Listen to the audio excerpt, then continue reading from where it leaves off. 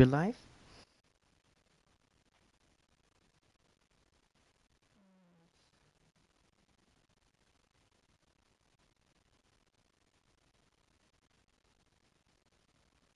Um, myself on my iPad here.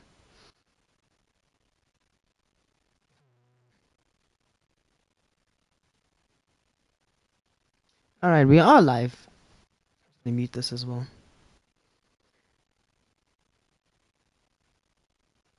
All right, can you myself? All right.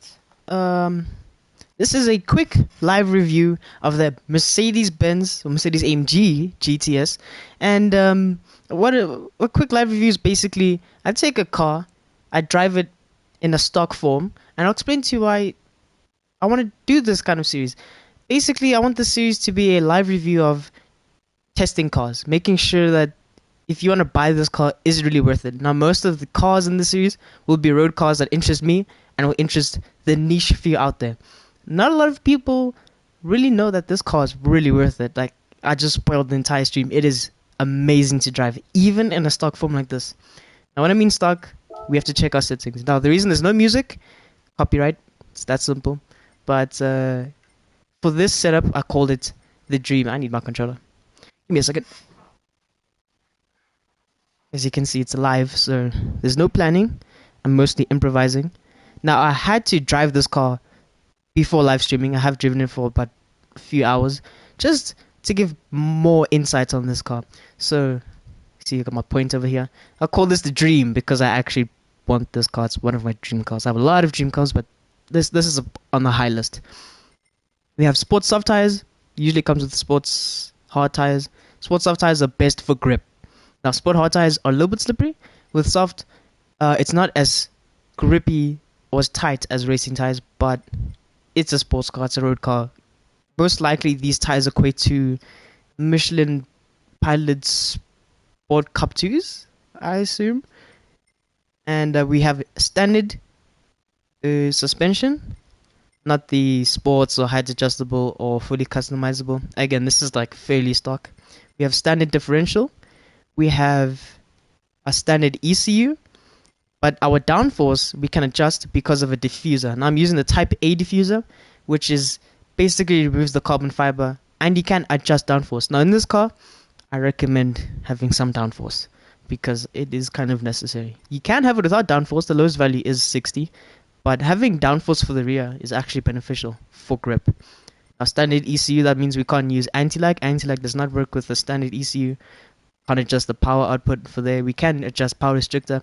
I have put a 30 kilogram ballast on the rear of the car so that it can equate to 1.6 tons, and the ballast does help a little bit with traction out of corners. Standard transmission, no nitrous. Again, standard turbocharger, no anti-lag because we have standard ECU. We have a sports intercooler. Now, when you take a car to a racetrack, it is very important to preserve cool temperatures for the engine. Now, a sports intercooler, in theory, in the real world, will reduce the temperatures of the charged air coming into the intake manifold, which in turn will reduce the temperature of the turbos. Now, the turbos are in the middle of the V. It's a hot V engine. So, this should keep the temperatures cool, even in the real world. We have standard, sports air cleaner, sports exhaust, and our standard to taking your car to racetrack is brakes, mainly brake pads. Usually the rotors are okay, but brake pads can change a car's braking ability drastically. So sports brake pads, which are like, I assume Brembo brake pads, some performance brake pads could work. Standard handbrake, no brake balance, standard clutch and flywheel, standard propeller shaft. You can put a carbon fiber propeller shaft for this car, but actually in real life this car does already come with a carbon fiber propeller shaft, but in this game you can add it and it does improve performance. And we have a steering angle kit just to allow more steering angle for the steering wheel. This car does have four-wheel steering, and that means that the rear wheels will either turn with the same angle or opposite direction of the front wheels.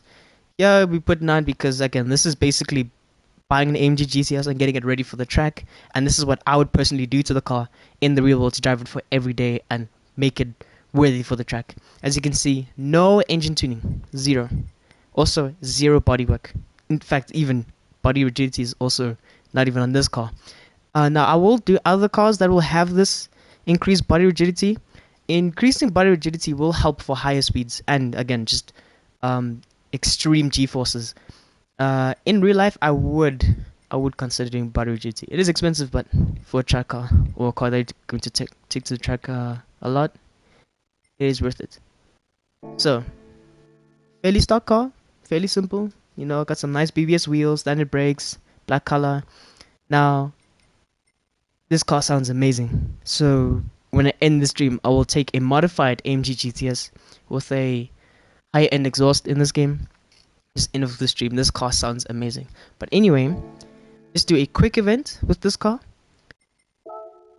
Just to show, this is the main reason why I'm doing this, is just to show how capable and the performance of this car is on a stock and track ready level. So we're going to go to Europe. We're going to select Catalonia and go to Schwarzwald League. I'm going to enter.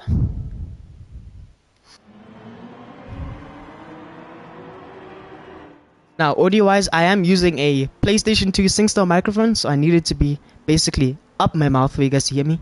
And if you hear me breathe through my nose, I'm sorry. This is basically an improvised streaming setup. I got the PlayStation camera, I got a PS5. Now, I am playing with a surround sound system, but this microphone is basically deaf anywhere beyond here. So you won't hear the game duplicated through the microphone. Now, because I'm playing with surround sound, the stream will compress it to a stereo. And I'm not sure how good the sound will be. Some minute sounds might be louder, some loud sounds might be more muted, but I'm pretty sure it's alright. This series is mainly about me critiquing cars. But in the end, again, this car sounds basically amazing. So we got a stock setup. Our game is on hard because computers are pretty stupid, and this car is amazing. It is fantastic. So I'm using no assists, only ABS, no steering wheel assist, no traction, just ABS.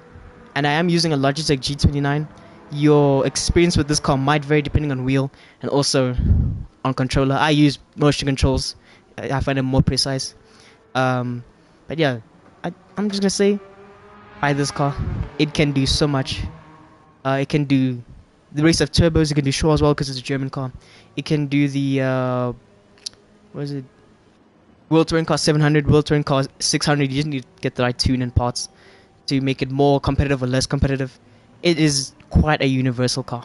But let's critique its handling with some pretty stupid computers in the way. Okay, make sure our radar is nice and open. Alright, now this car makes an insane noise. Just listen.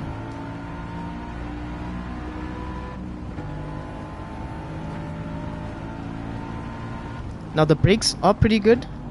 Just gonna let off a little bit. Come around with this C63. You're gonna push around here.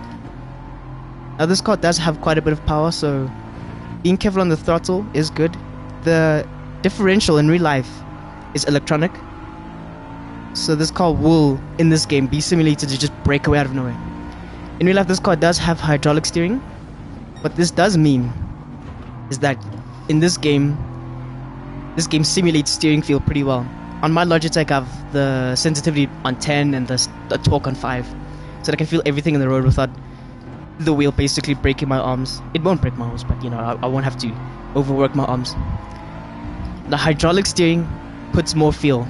It's not as sharp or quick as an electronic steering system. Honk. Look at that. Look at that cut. Beautiful. I love this game. So you will feel a good sensation even with the standard suspension with this car on the steering wheel, even as basic as a G29. Now the sound, amazing. You can already hear it. Like listen. That Porsche also sounds pretty good, not gonna lie. Now, braking is pretty good. I would say if you're going to do more competitive racing with this car, get carbon racing brakes and racing pads. Those brakes are good. But these brakes on this level are also outstanding. Brake hard here. Now, the turn-in for this car, because of that four-wheel steering, is amazing. It just turns. Now, if you're not too overzealous on the throttle, it is very balanced through the corners. Like, you just lay some power. It's very simple. Another quick fact, this car's transaxle, meaning the transmission sits behind the driver. And this engine is a front mid, but in this game it's considered a front rear wheel driven car. It'll brake hard over there. Look at the brakes. Another great thing about the suspension for this car is that it's stiff enough that it's not overwhelmed in the corners, but it is soft enough where you can turn during cornering. So, I mean, you can turn while braking. So braking hard, the car will still be able to turn. It can rotate under braking. Also, this car does, when I mean rotate, when you're coasting or putting less power, you will feel the car just kind of rotate and turn for you. It's amazing. Now, this car is not that difficult to drift. I'm not great at drifting, so I'm not gonna do it in the stream. But just, this car is amazing. Let's buy it. It's 120,000 credits. The mods are on a higher end pricing level for this car because it's a high end sports car. In fact, I consider this a supercar. It's got a hot V twin turbo engine, rear wheel drive transaxle. It's got beautiful balance, 52% back, 48 in the front. That's the weight distribution. Look at that. It can brake and turn at the same time. That's amazing. To keep accelerating. Now, I have another GTS with a height adjustable sport suspension, and that suspension does change the car quite a bit. This rolling, the car's rolling is reduced. Not completely gone, but like reduced heavily. But because of the stiffer setup of that suspension, rotation while braking is not as easy. But in turn, you're going to get better brakes, and you can just brake later. It brakes faster. You can coast and let the car rotate, put power to rotate as well. This is quite an easy car to understand. Now, I've always loved this car since 2014 when the car went into Drive Club. I think 2015 it came onto Drive Club through DLC, and I've loved the car since. I was like, the hell is a GTS? It's another goofy two-seater that's not gonna drive that well. Oh my lord! In that game's more raw than this. It's more arcade-like. The car drifts way more in that game. I might do streams for that game because it's nostalgic to me. I love Drive Club. So I've loved this game ever since just about launch because of that game. And I'm loving the car more because of this game. Gran Turismo 7 simulates cars very well. As you can see, I'm just taking it easier on this track. It is very capable. This car is so easy to understand.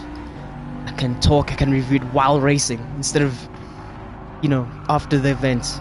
Some cars are overzealous. But because I'm a basement dweller and I'm unemployed, I've played this game basically every day. I'm gonna brake late just so we can get around. This computer's gonna eat me here. I always check my radar. It's fine, we'll let him go. We've got 2 more laps. Now, the next car I will do for quick live review is the Toyota GR Supra, the 2020 version. I have, oh my lord, the computer just came and rear-ended me. The Toyota GR Supra 2020 version has a improved engine. It's also, I think, my #1 dream car because it's basically a BMW with a very nice body. But this cuts it close for #1, mainly because the sound, the looks, the speed. I'm gonna brake hard here. We're gonna release brake just to get the edge on him.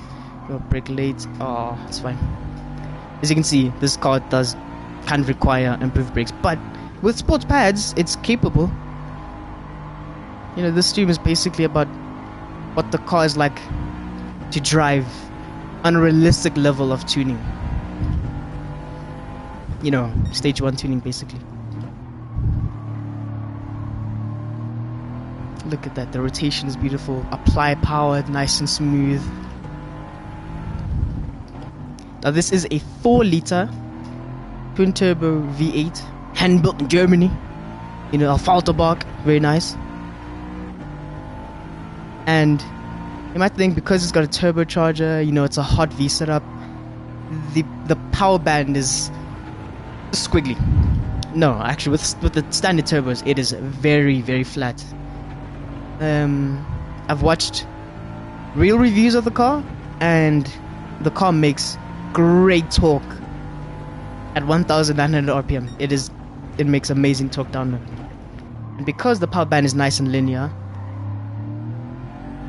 it's simple, it's easy to modulate the power, and that's very important for a car on the track, to modulate the power. Some cars, you know, around this level of throttle, their rear end will just spin up because of that humongous amount of boost. But in this car, it's basically a flat line. Above 2,000 RPM, it is a flat line. Underneath those RPMs, you will feel the car just spin its wheels because all of that boost is coming in right there. Below 2,000, it's off. After, it's on. It's really on, but it's on in a flat line, so it makes this car easy to modulate. With the Sports ECU, you do have more RPMs to play with, just a little bit more. Now, I think I would also recommend the Sports ECU with this tune, just so that you have more revs to play with. And maybe the anti-lag system on weak as well. Now, it won't change much, the anti-lag, but it will improve responsiveness just a little. I mainly have anti-lag because, you know, it's two-step, it's pops and bangs, it's very nice. Look at that, simple, linear power band. This car is easy to drive, it's easy to understand. I think it's one of the best cars to learn the physics of Gran Turismo 7. This car won't punish you out of nowhere. You can beat the hell out of it into corners. You can exploit its traction out of corners with relative ease because, again, that power band. I can't get over that power band. It's very important for the power to be as linear as possible to get the most control out of your car. The more control you get out of your car, the faster the lap times. I come around nice and easy. Floor it here. See, that flat line, it didn't spin up, didn't do much, down to second, come around nice and easy. And that was the event, and that's the quick live review of the AMG GTS. I'm gonna wrap this event up and explain to you more modifications you could do to this car. My other car that I use more than this one, I bought this car just to get a feel of the car on a stock level and also for this live stream. The celebrators we get first, easy first, because, well, computers are stupid. The car is amazing and I do nothing but play this game every day. So, yeah. This car is worth it. It is worth it. Now, I don't have a lightened up version or a fully rebuilt engine version of this car, but I'm just going to assume, even with full lightness and rebuilt engine, this car will be flying and still have its relative ease of handling with those mods.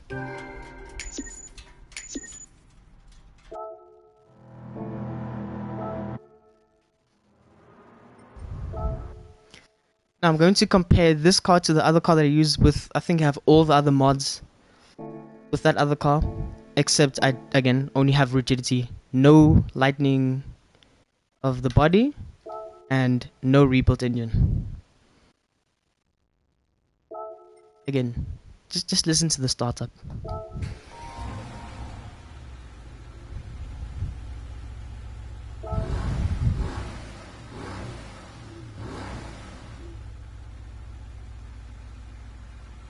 Good. I love this car.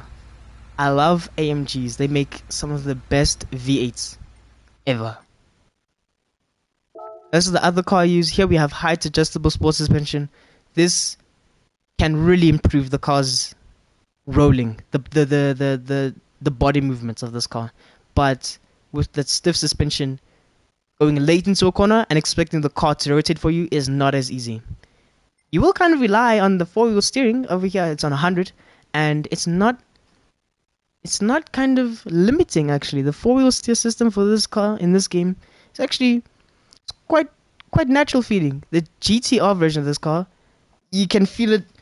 It keeps it's an on and off switch. The wheels are turning and they're not turning. The wheels are turning and not turning. So you can feel the car kind of wobbling and jiggling about. And this for this car, it's just you can feel it, but it's not as bad. It's like almost natural. Here we have sports clutch. Again, prop shaft is already carbon fiber. You can put a carbon one. We have weak anti-lag just for noise, just to make the sound a bit better. And carbon racing brakes. These brakes can really change the car. I think it's just about the weakest point of this car is its brakes, even though the brakes are already very good. Now here, because I have a slight body kit, a small rear wing, Type A rear wing, and I think Type A front splitter, and what are the skirts? Type B skirts. But I have another one over here. This is the safety car. Everything's literally just about the same, but you can't adjust the front downforce without getting the Type A front splitter. But I like the splitter on this one. Like, it's just nice and clean. You might not see it that well, but yeah. Now, over here I have semi-racing clutch and flywheel. Clutch and flywheel in this game you don't really notice, even though it does push your performance up a bit. The points here are strong. You can really hear the pops and bangs. The turbo is a bit more responsive, so this car is a bit more leery, a bit more unsettling because the boost comes in much earlier, much faster. Racing exhaust manifold. Again, I will finish off the stream with a sound test or sound check of this car. The racing manifold brings in a bit of aggression at deeper notes. It's also a bit louder. Now I don't use the other exhausts because they look ugly and they sound way too harsh. They kind of ruin the sound of this car. We have brake controller, handbrake for drifting. Again, standard turbo. Now the normal turbo is the linear one. It's basically the flat line I'm talking about. Here we have the fully customizable ECU. As you can see, we have a bit more revs compared to normal. 7.5 for normal, 7.725 for the sports and fully customizable. Again, same suspension, standard transmission, standard differential. This safety car is good. I also have a different ring for the safety car. But let me explain the turbos and why I don't think you should really change the turbos. I think for this car, yeah, look at that. You lose that fine line that makes the car so easy to understand. You lose that fine line. It becomes all squiggly and bumpy, and low doesn't help, high RPM doesn't help. Normal is perfect. If you want to maintain control and just drive the car in its most ultimate form with no scariness, standard turbo is fine. But in the end, you do you. It's your car, it's your stuff. This is just my suggestions for this car. But that's all with this quick live review. I don't know if it is quick. This ends the live review. I will turn off my camera, mute myself, and give a quick sound check for this car. I think this is the main reasons why I wanted to do a quick live review. It's just this car drives well, but it sounds impeccable. So we're gonna end off with, I honestly don't know what track. I guess a time trial around Track and Trail. This was my favorite track in sports. Yeah, 930. Very nice. You can already hear it. I could hear it back there with my speakers back there. This car sounds amazing. But this ends the stream. I will turn off my camera and mute myself. I hope you enjoyed the stream.